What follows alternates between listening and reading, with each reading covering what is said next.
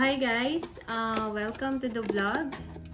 And for today's video, meron tayong susubukang product which is matagal ko nang gustong bumili dahil luma na yung aking flat iron. So, ito yung flat iron na binili ko sa Lazada. Ayan. Hindi ko lang alam kung papaano basahin yung pangalan nito. Keyin, parang ganun. Ayan, basta ewan. So, ayan, Keyin. So, for sure, China product to. And yung main functions nito is, sabi niya, professional use din to. So, ang main functions nito ay hair care, input voltage na 100 to 240 volt, tapos ceramic coated plate na rin siya, LED temperature display, PTC heating element, and 360 swivel power cord. So, yung isa kasing flat iron ko is sira na. So, bumili ako nito. At finally, nakabili na rin naman ako. So, bubuksan natin siya guys and ipapakita ko sa inyo kung ano yung itsura nito.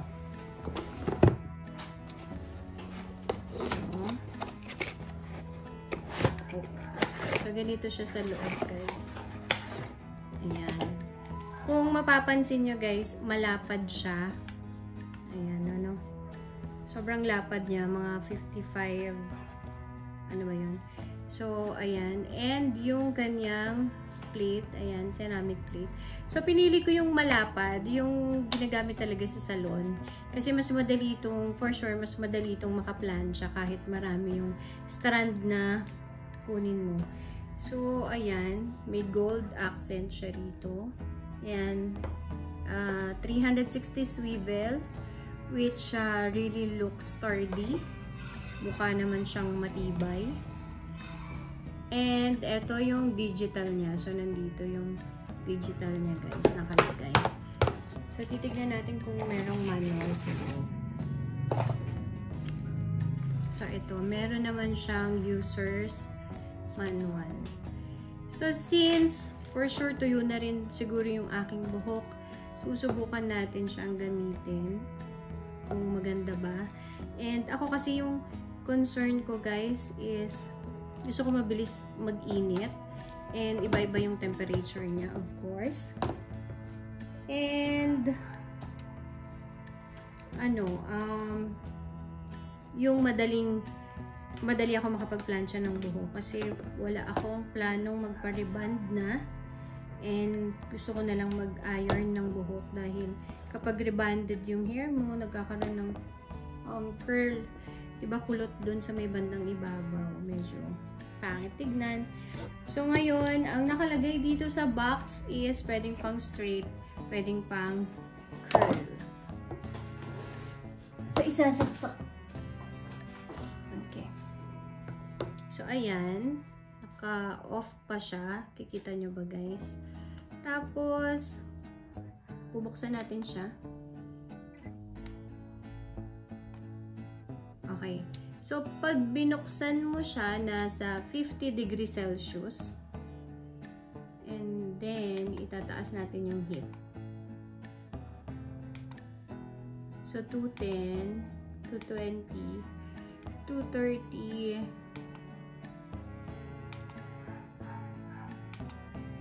so, 230 yung pinakamalakas na. So, 230 yung heat na pinakamataas.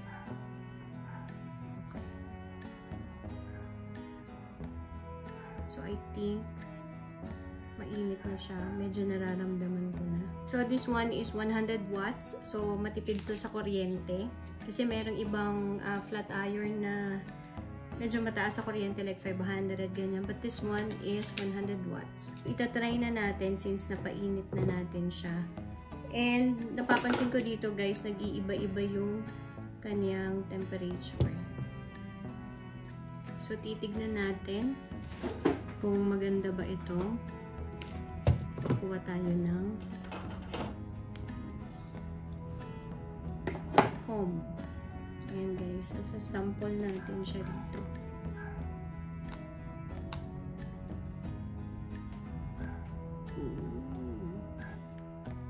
And ngayon, subukan natin ulit. Ayun. So, ayun guys, ang init-init pa, diba? So, ang bilis niyang makapag-plancha ng buhok. So, usually guys, pag mataas yung heat nung... So, guys, depende sa type nung hair, yung temperature na dapat yung piliin. Kasi, like me, rebonded and then may kulay, ang hirap niyang planchahin, guys. So, yung ordinary na plancha ko, hindi talaga siya nai-straight. But this one, sobrang nai-straight niya yung aking buhok.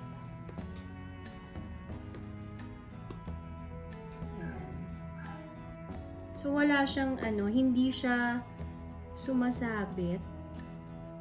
Ayan, o diba guys? So, kahit makapal yung strand na kunin mo, okay lang. Sobrang dali lang niyang ma-plancha. So, ayun guys, yun nga yung sinasabi ko kanina. Depende sa buhok ninyo kung ano yung status ng hair nyo. Like, rebonded or with color or yung normal hair lang. So, pagka kasi rebonded and normal hair, mas kailangan niya ng init na malakas para madali siyang ma-straight.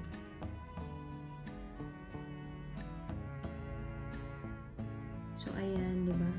Kasi minsan nagmamadali ako and minsan ayoko na i-section yung buhok ko dahil nga, ayun, nagmamadali ako. Kaya, mas bumili ako ng mas malapad nito. Ayan, maganda siya guys.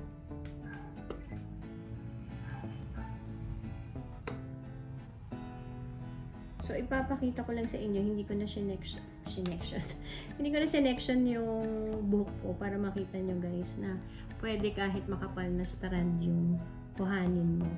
And, ang bilis lang niyang makaplansya ng buhok. Hindi ka na masyadong pabalik-balik pa.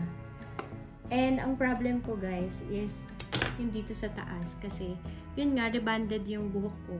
So, yung old na flat iron ko sa buhok is hindi niya na i-straight yung itong kulot na part dito sa likod kasi hindi siya ganun kalakas yung init niya.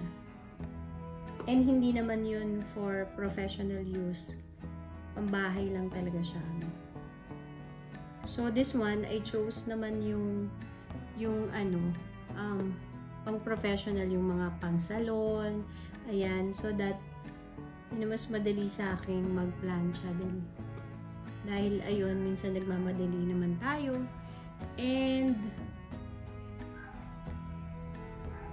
mas mabilis tayong matapos. Ayan, o, diba? Straight na agad. Tapos dito naman sa kabila. Medyo oily yung hair ko ngayon, guys, kasi naglagay ako ng sunflower oil sa buhok.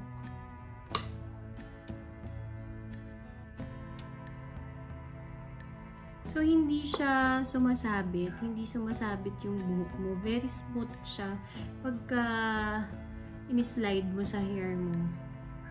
So, meron kasi mga plancha sa buhok na pag pinlancha mo ay may mga sabit-sabit na hair. So, ang nangyayari, napuputol yung buhok mo. But this one, kasi mararamdaman mo naman siya guys kapag merong nasasabit sa buhok. But this one, wala akong nararamdaman na sabit sa buhok.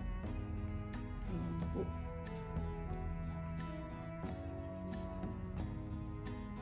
So, iniisip ko sana bilhin yung isang professional na flat iron. Yung pangalan niya is MAC. Medyo mahal. So, this one is around 1,000 lang to guys. Mura na.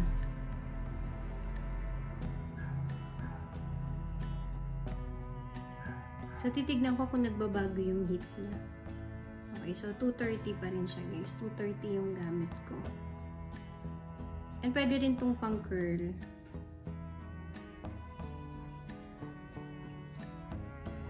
At murang-mura lang.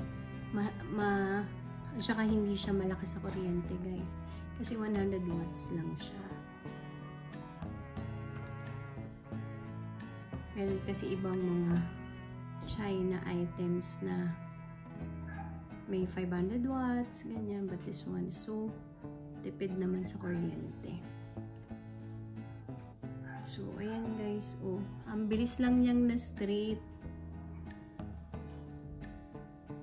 Meron ako dati binili sa JML. Hindi siya ganun ka lakas yung init niya. So, I hope this one would last. Ayan. Medyo mabigat lang. Mabigat lang ng konti. For me. And, ayun, mabigat lang siya ng konti para sa akin. But, maganda yung brand niya. Maganda siya guys. Yung sa likod na section talaga ng buhok ko, doon ako hirap na magplansya kasi nga kulot siya dahil from rebonded yung hair ko. So this one is perfect for rebonded hair.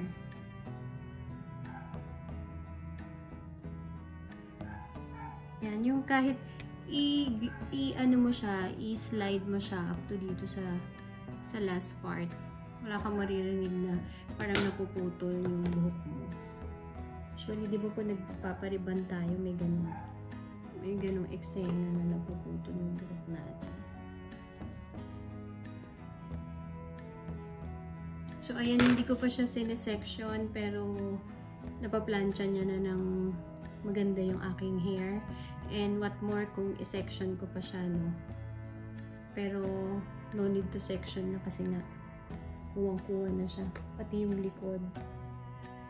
So, for me, I'll give it a 5-star.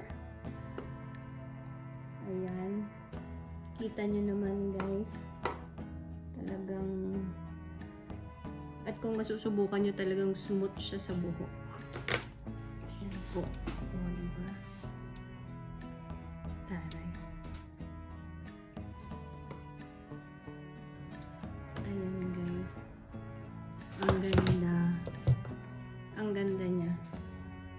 Talagang planchado na planchado yung ating buhok, guys. So, diba? Mas maganda na kasi i-banded yung hair mo tapos pinalansya mo siya using this Kayin brand. I don't know kung ano yung pronunciation but yeah. So, hindi natin pwedeng hawakan So, hindi natin pwede hawakan dito kasi mainit, guys. So, be careful lang kapag nagpa-plancha kayo. Talagang mainit siya. 5-star to sa akin, guys. Planchado na agad ang ating buhok. So, walang kahirap-hirap. Kahit hindi mo na i-section yung buhok mo. Kuwang-kuha niya na yung likod.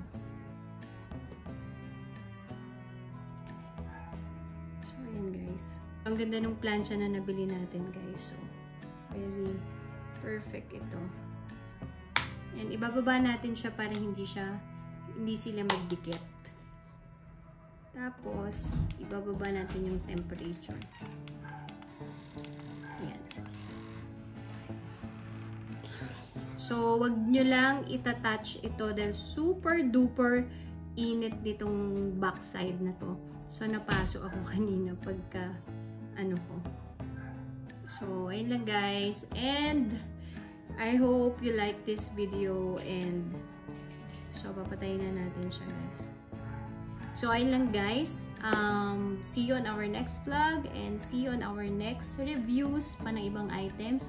And, kung meron kayong suggestions or gusto mo panood dito sa aming channel, please comment down below. So, bye-bye!